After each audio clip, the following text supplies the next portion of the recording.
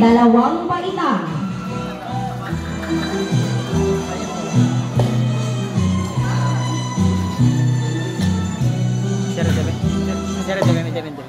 Isang mapagpalang araw sa ating lahat. Ano ba? Ano siya? Ano ako? Ano tayo?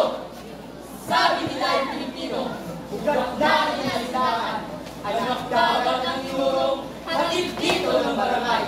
Galing doon sa malayo, sa matandang halukaan. Dito sila inalpan ng magandang kapalaran.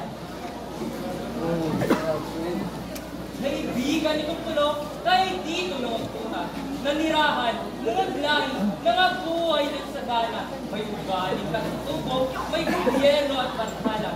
May samahan at ibigan, may maayos at mayapa. May sariling wika.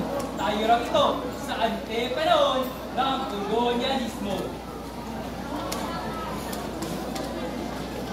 Wala nga po!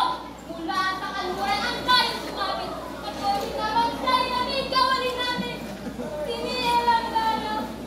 Samsamang yaman. Barangay bigo, mga talag sinunaw. Napagkabing kinawalik na sa mga mangmang. Lahat ng katutubong, kayo ng siyang kulay. At naging alimin ang bayan kong irog. Mailoko! Mabisaya, makapagbangan! Matagalog! Ilocano, Pilipino! At sa halin,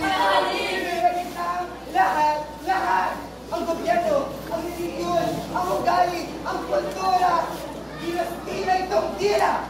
Itong puso'y dinastila. Edukasyon ay hulog ng langit.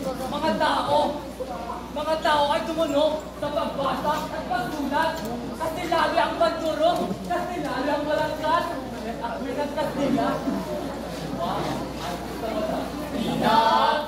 Tilat! Ikaw ako siya! Hikay at hikay, bibide at pera, at yumabong! Ilocano! Kapampangan! Bicolano! Pagkasinay!